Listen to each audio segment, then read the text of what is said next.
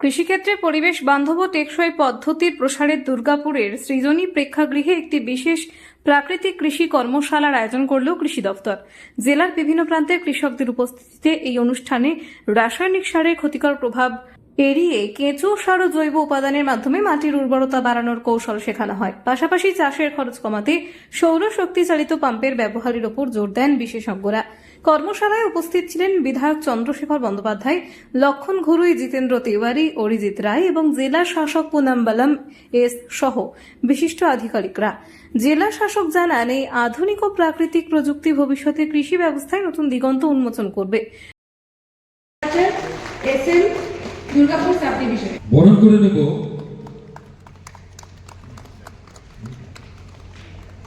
তাকে আমাদের মধ্যে পেয়েছি the honourable MLA 283 Barabani West Bengal.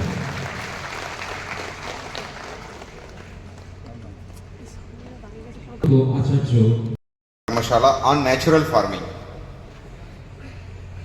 এটা গভর্নমেন্ট অফ ইন্ডিয়ার একটা নির্দেশ। এই কর্মশালাটা সারা ডিস্ট্রিক্ট লেভেল এবং ব্লক স্তরে আয়োজন করতে হবে। আজকে আমাদের ডিস্ট্রিক্ট লেভেল প্রোগ্রাম, আজকে আমরা সৃজনীতে আছেন, উপস্থিত আছেন আমাদের মাননীয় বিধায়ক পাণ্ডবেশ্বর জিতেন্দ্র তিওয়ারি মহাশয় উপস্থিত আছেন আমাদের বিধায়ক 276 দুর্গাপুর পূর্ব, ওনার এলাকায় সবচেয়ে বেশি চাষ হয়, চন্দ্রশেখর মহাশয় উপস্থিত আছেন। আর আমাদের উপস্থিত আছেন বারাবাণীর বিধায়ক অরিজিৎ রায় মহাশয় উপস্থিত আছেন। আর আমাদের 278 এবং 281-এর প্রতিনিধিরা, বিধায়কের প্রতিনিধিরা এসছেন।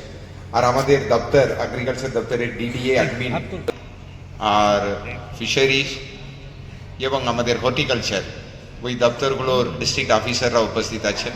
আর আপনারা চাষিরা উপস্থিত আছেন, যাদের জন্য এই আয়োজন হিসাবে আমাদের ভূমিকা যে আপনারা সরকার যেটা চাইছে, ডিপার্টমেন্ট যেটা চাইছে, কৃষি দপ্তর যেটা চাইছে, সেটার ছোট্ট ছোট ভিডিও বানিয়ে যদি আপনারা আমাদেরকে দেন এবং সেই ভিডিও শেয়ার করি, তো আমরা আপনাদের ভিডিওগুলো যদি আমাদের সোশ্যাল মিডিয়াতে এমএলএ হিসাবে শেয়ার করি, তাহলে অনেক লোকের কাছে সেটা পৌঁছে যাবে এবং আপনাদের মেসেজ এখানে আজকে 500 লোক পাচ্ছে, হয়তো জেলার 5000, 10,000, 20,000, 50,000 লোকের কাছে পৌঁছে যাবে এই যে ইনফরমেশন শেয়ার করার ব্যাপারটা। কারণ আমি বলছি যে কয়েকদিন আগে আমাদের যে কন্যা সন্তানরা আছে তাদের সার্ভাইকাল ক্যান্সার থেকে বাঁচানোর জন্য একটা ভ্যাকসিন মাননীয় জেলা শাসক বলেছিলেন স্টার্ট হয়েছিল লাউদোয়া ব্লকে, এবং সেদিন আমি জানতাম না সে বিষয়ে কিছু। তো যিনি এসেছিলেন সিএম হয়েছিলেন, তাকে বললাম যে আপনার বক্তব্যটা একটু রেকর্ডিং করা যায়।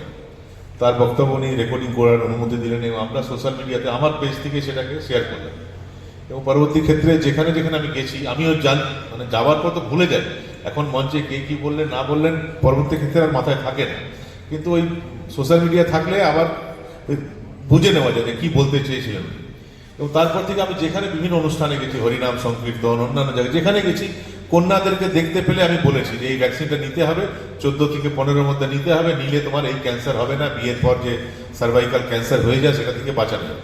এবং আজকে সকালেই আমাকে আমাদের বিএমওএইচ ফোন করলেন, ওই প্লিজ যদি এটা সম্ভব হয় বাড়িতে গিয়েও ছোট্ট ছোট আপনাদের ইনফরমেশনগুলো আমাদেরকে যদি দেন, তাহলে আমরা আমাদের সোশ্যাল মিডিয়াতে শেয়ার করবো, যাতে অনেক বেশি কৃষকদের কাছে এটা পৌঁছে দিতে পারে।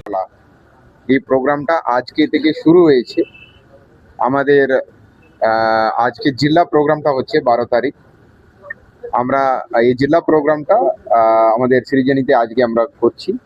এখানে আমাদের সারা জেলা জুড়ে আমাদের 8টা ব্লক এবং 4টি আরবান যেটা কৃষি ইউনিট আছে, ওখান থেকে চাষিরা এসছেন।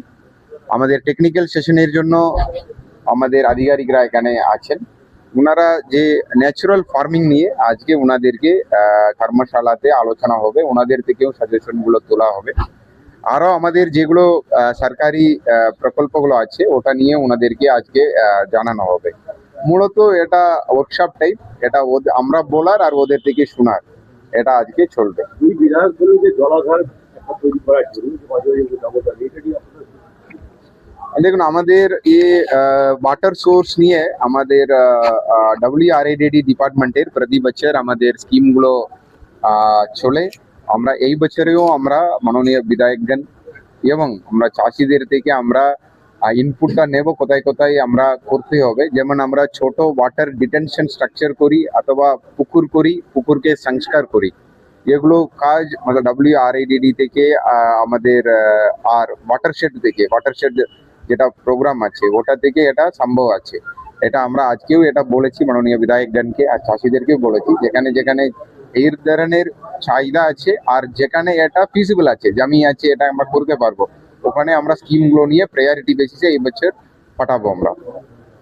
সোলার সিস্টেম নিয়েও তো দেখা যাচ্ছে বিভিন্ন জায়গায় সোলার সিস্টেম বসানো হচ্ছে, কিন্তু এগুলো মেনটেন্যান্স করা হচ্ছে, ঠিক মতো কাজ হচ্ছে না, জল পাওয়া যাচ্ছে। আর দেখুন ওই ধরনের থাকলে আপনাদেরকে আমরা দেখবো, আমাদের আধিকারিকরা আছেন যে যেখানে যেখানে আমরা সোলার সাবমার্সিবল বসিয়েছি ওখানে আবার আমরা রিভিউ করে দেখবো, যেখানে যেখানে চলছে না অবশ্যই ওটা রিপেয়ার করা হবে। ঠিক আছে, সুফল বাংলা তো স্টল আছে, সেখানেও চাষিরা তার সবজি দিত, তো অনেক গাড়ি দেখছি ওগুলো উধাও হয়ে গেছে, এগুলি না এটা আমরা দেখবো ওটা আমাদেরকে আর কিভাবে ঠিক মতো চালানো যায়, বাট আমাদের আগ্রি মার্কেটিং আধিকারিক আছেন, আমরা রিভিউ করে বসে ওটাকে আবার মতলব চালু করার আমরা ব্যবস্থা করব। মূলত ওখানে সবজি অ্যাভেলেবিলিটিটা ইনক্রিজ করতে হবে, ওটা আমরা করবো, ব্যবস্থা করবো। ঠিক আছে, থ্যাংক ইউ।